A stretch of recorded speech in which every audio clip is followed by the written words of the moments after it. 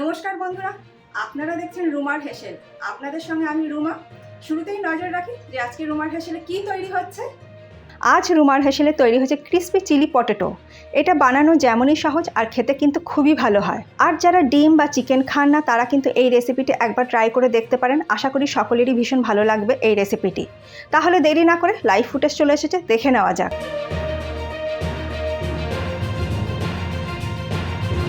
Crispy chilli potato বানানোর জন্য আমি এখানে ছোট নতুন আলু নিয়ে নিয়েছি 300 গ্রাম, যেটাকে আমি ভালো করে ধুয়ে নিয়েছি। তবে আলুর পুরো খোসা আমি ছাড়াইনি, কিছুটা লেগে আছে, তাতে কোনো অসুবিধা নেই। তবে আপনারা চাইলে কিন্তু এর পুরো খোসাও কিন্তু ছাড়িয়ে নিতে পারেন।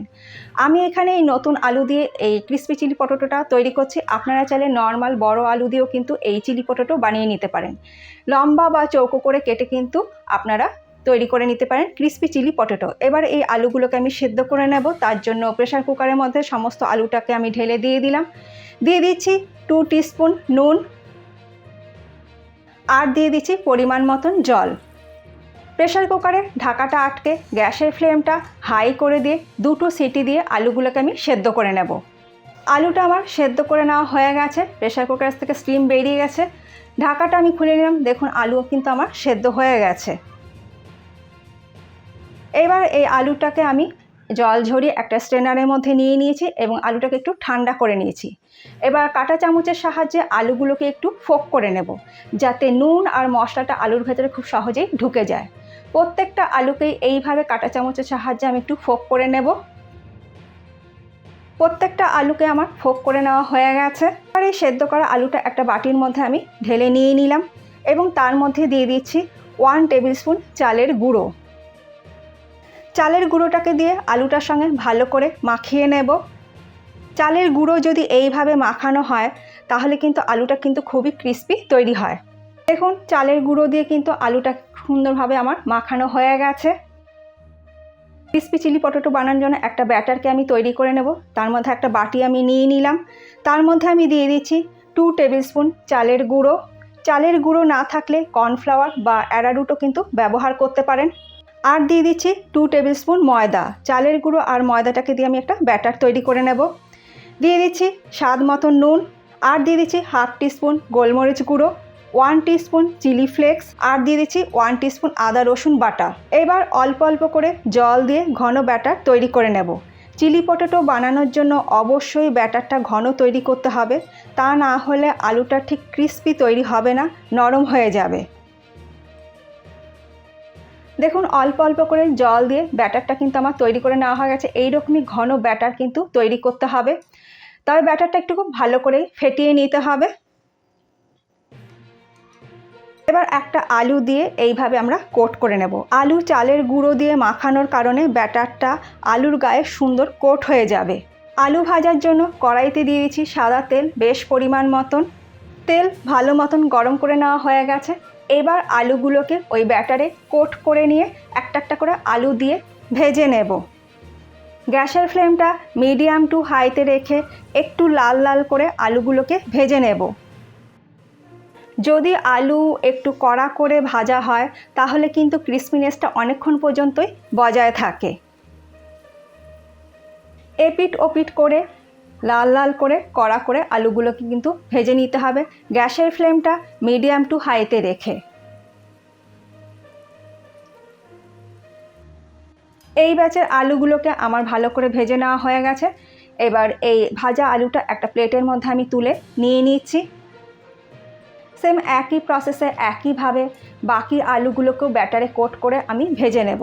তবে এখানে একটা কথা আমি শেয়ার করে রাখছি, এই আলুগুলোকে দুবার করে যদি ভাজা হয় তাহলে আলুর ক্রিসপিনেসটা অনেকক্ষণ পর্যন্ত কিন্তু বজায় থাকে। মানে একবার ভেজে আরেকবার যদি ভাজা হয় তাহলে কিন্তু আলুর মধ্যে ক্রিসপিনেসটা অনেকক্ষণ পর্যন্ত বজায় থাকে। এইভাবে প্রত্যেকটা আলু আমার ভেজে নিয়ে তুলে নিয়ে নিচ্ছি আমি। ওই কড়াইয়ের মধ্যে দিয়ে দিচ্ছি আমি সেসমি অয়েল 1.5 টেবিল স্পুন।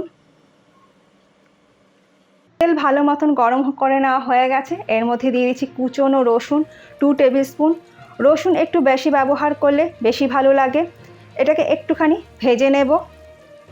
এবার এর মধ্যে দিয়ে দিচ্ছি কুচনো আদা 1 টেবিল স্পুন, আর দিয়ে দিচ্ছি 5-6টার মতন কাঁচা লঙ্কা কুচনো। যেহেতু চিলি পটেটো তার জন্য কাঁচা লঙ্কার পরিমাণটা কিন্তু একটু বেশি ব্যবহার করছি। সব কিছু 30 থেকে 40 সেকেন্ড ভালো করে ভেজে নেব মিডিয়াম টু হাই ফ্লেমে। এটা আমার 30 থেকে 40 সেকেন্ড ভেজে নেওয়া হয়ে গেছে। এবার এর মধ্যে আমি দিয়ে দিচ্ছি 1 টেবিল স্পুন সাদা তিল। তিলটাকে দিয়েও একটু ভেজে নেব। এইগুলো আমার ভেজে নেওয়া হয়ে গেছে। এবার আমি দিয়ে দিচ্ছি একটা বড় সাইজের পেঁয়াজকে আমি ডাইস করে বড় টুকরো করে কেটে নিয়েছি। একটা ছোট সাইজের ক্যাপসিকামও আমি কেটে নিয়েছি ডাইস করে, আর রেড বেল পেপারও কিছুটা আমি কেটে নিয়েছি বড় বড় টুকরো করে। সেইগুলোকে এবার একটু ভেজে নেব। তবে এই সমস্ত কিছুকেই আমি হাই ফ্লেমে 2 মিনিট ভেজে নেব। লোতে ভাজবেন না, তাহলে যে এই ক্রিস্পিনেসটা কিন্তু বজায় থাকবে না, নষ্ট হয়ে যাবে, আর চিলি পটেটো খেতে কিন্তু মোটেও ভালো লাগবে না। মধ্যে দিয়ে দিচ্ছি চপড করা স্প্রিং অনিয়ন, বেশ পরিমাণ মতনই কিন্তু আমি এখানে স্প্রিং অনিয়ন দিয়ে দিলাম। আবারও এইগুলোকে 30 থেকে 40 সেকেন্ড সময় ধরে এগুলোকে একটু ভেজে নেব। এবার আমি এর মধ্যে দিয়ে দিলাম 1/2 tablespoon soy sauce, 3 tablespoon red chilli sauce, আর দিয়ে দিচ্ছি 2 টেবিল স্পুন টমেটো কেচাপ। স্বাদ মতন নুন দিয়ে দিলাম, তবে নুনটা একটু খেয়াল করে দেবেন, কারণ সসের মধ্যেও কিন্তু বেশ পরিমাণ মতন নুন থাকে। সব কিছুকে ভালো করে মিশিয়ে নিচ্ছি। সব কিছুকে আমার ভালো করে মেশানো হয়ে গেছে। এবার ভেজে রাখা আলুটাকে আমি দিয়ে দিচ্ছি। আলুটাকে দিয়ে সব কিছুর সঙ্গে ভালো করে আমি মিশিয়ে নিচ্ছি।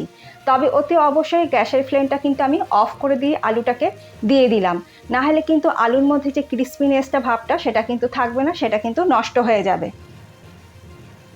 আবারও বলছি, আলুটা ভেজে নেওয়া আলুটা যখনই ব্যবহার করবেন তখন অতি অবশ্যই কিন্তু গ্যাসের ফ্লেমটা অফ করে নিয়েই ব্যবহার করবেন, নাহলে কিন্তু আলুটা নরম হয়ে যাবে আর চিলি পটেটো খেতে কিন্তু মোটেও ভালো লাগবে না। সব কিছু আমার মেশানো হয়ে গেছে। ওপর থেকে স্প্রিং অনিয়ন দিয়ে দিলাম। এই সব কিছুকে আবার একটু আমি ভালো করে মিশিয়ে নিচ্ছি। তৈরি হয়ে গেল আমাদের ক্রিস্পি চিলি পটেটো। এবার এটাকে আমি গরম গরম প্লেটের মধ্যে সার্ভ করে দিচ্ছি।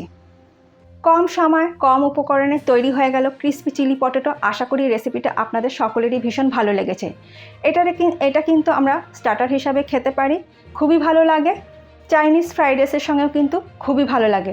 রেসিপিটা কেমন লাগলো কমেন্ট করে জানাতে ভুলবেন না। ভালো লাগলে চ্যানেলটাকে লাইক শেয়ার সাবস্ক্রাইব করে পাশে থাকা বেলটাও প্রেস করে দেবেন, তাহলে আমি যখনই নতুন কোনো ভিডিও আপলোড করব আপনাদের কাছে কিন্তু খুব সহজেই নোটিফিকেশান পৌঁছে যাবে। যারা এখনও আমার চ্যানেলটাকে সাবস্ক্রাইব করেনি প্লিজ তারা আমার চ্যানেলটাকে সাবস্ক্রাইব করে আমার পাশে থাকুন। যারা করেছেন তাদের অসংখ্য ধন্যবাদ। আপনারা চাইলে রুমা হেন্সেল ফেসবুক পেজও জয়েন করে নিতে পারেন, ইনস্টাতেও ফলো করে নিতে পারেন। আজ তাহলে এই পর্যন্ত, আবার দেখা হবে নতুন কোনো কুকিং নিউজের সঙ্গে। ভালো থাকবেন, সুস্থ থাকবেন, ধন্যবাদ।